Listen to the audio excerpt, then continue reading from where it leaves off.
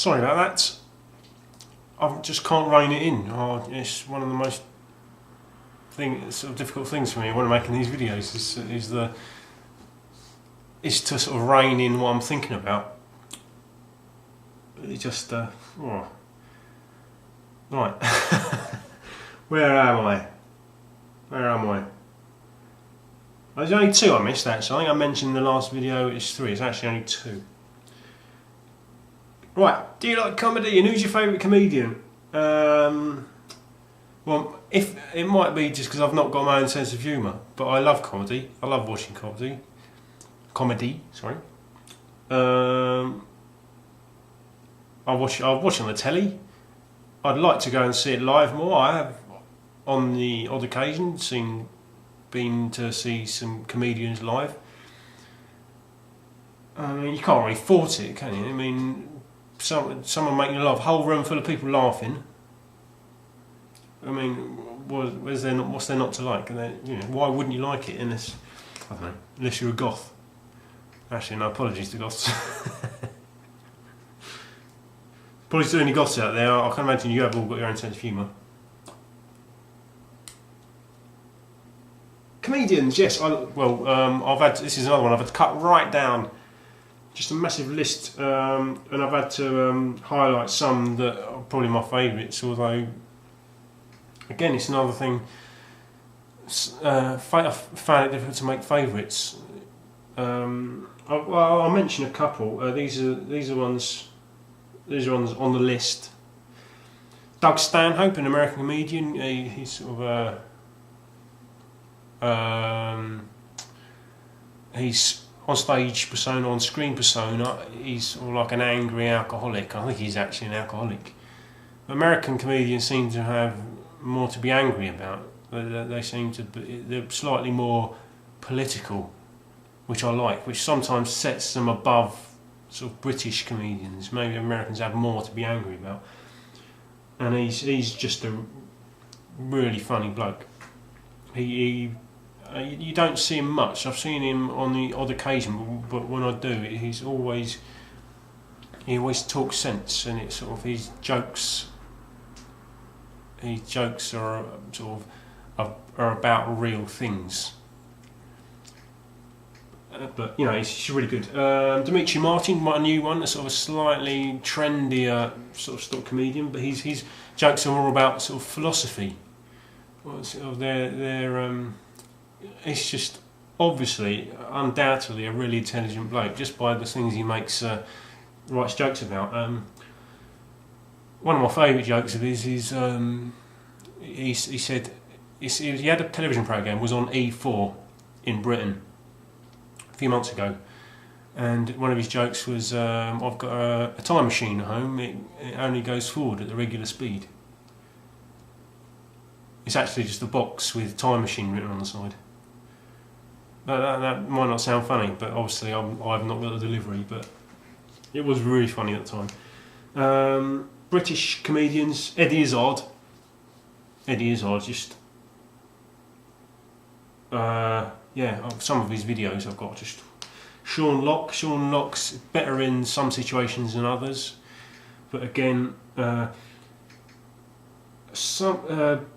three that go together. Chris Morris, Armando Iannucci and Charlie Brooker are all part of the same school. They're just totally cutting. It's all it's sort of satire. They're all sort of top quality satirists. Chris Morris is just dangerous. He writes some dangerous things, I mean, anyone who can get Dr. Fox to talk about nonsense, he's just needs no higher praise in my book. Flight of the Conchords and the Mighty Boosh. Again, Flight of the Conchords, the musicians, and Mighty Boosh, also musicians. They're both part of the same school, I think. Really, they're both come under the same bracket. Both just can't say too much about them. A new UK comedian who's slightly new on the scene called John Bishop, Scouser. He's got a really nice backstory. about how he got into comedy. He was actually recently on Jonathan Ross, who's like the UK equivalent of Jay Leno or David Letterman. He's a really genuinely nice guy, but just incredibly funny with it. Paul Whitehouse, I love Paul Whitehouse. I love his comedy acting, just top drawer. But probably my two favourites I would go together. I've got something. Richard Pryor. You ever seen this?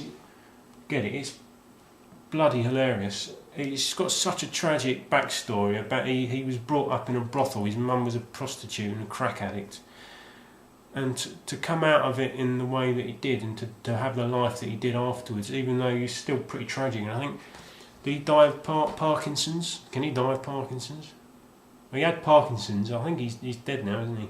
In his later life. But watch this video. There's a joke in it. He does a joke about his characters that he creates are just incredible. He does a joke about a man standing guard for his wife while she's having a piss behind a tree. You can't. It's just one of the funniest things you've ever seen. And there's a bit where he's basically in concert, and he does a joke about he takes the piss out of sort of like some white members of his audience coming back to their seats after half time, and he sort of makes this joke that some of the black members of his audience had nicked their seats, and he basically makes characters out of them. Curb Your Enthusiasm. I would implore anyone to Larry David. It's actually Larry David, the writer, co-creator of Seinfeld. This is about him. He sort of plays himself, and he's basically a man who doesn't really understand sort of weird social conventions. Everybody knows about social conventions and sort of things that don't really make sense. And the character he creates in this is about him not really getting them. He's the one person that doesn't really get these, or doesn't really, he won't accept these social conventions. He's the one person who says what you wish you'd say at certain times. He doesn't come across as the good guy, it's everybody else. But he sort of appears as like the only sane one in this thing, and it's just one of the cleverest things I've ever seen. I mean, the guy's obviously, I don't say it lightly, I don't call him lightly, but he's obviously a genius. There are, I think, about 6 or 8 series. If you do have to see them, because you have to sort of get to know the character first, because it's one of those, you have to get, he's not necessarily instantly likeable, you have to get to know it first, but so it'd be best to start from the beginning. There's an episode in this where he meets this old girlfriend of his, and she asks him to accompany her to an incest survivors group, and he finds himself sitting in on this incest survivors group, which is sort of the equivalent of Alcoholics Anonymous. You've never seen anything as funny. Both of those I highly recommend. Last one, sequels. This isn't quite so difficult as some of the others. Computer game sequels. A lot of the games I don't think really need to have sequels, because they will sort of lessen them. Some games are sort of perfect from the off. Sometimes I think a sequel should be used to either improve or correct, or sort of evolve a game. Some sequels are just money making. Sort of, they're to get more money, aren't they? Obviously, the sports yearly updates, they know they'll sell. So there are certain games that have always warranted sequels, and I know there are games that I can't. Assassin's Creed was one. It was such a good idea, but it wasn't quite as it should have been, and I think Assassin's Creed 2 has corrected that. But some of the games that have, Shenmue 2, Shenmue 3, everyone knows Shenmue 3, fans do. Battlefront 3, Free Radical went under, and before they could complete it, and they were allowed not to complete it. Duke Nukem Forever is the game that's sort of lost forever. there you go, Duke Nukem Forever Lost Forever. It's you hear things about it, it's like a legendary game, but probably the main one is Elite, the old Specky game.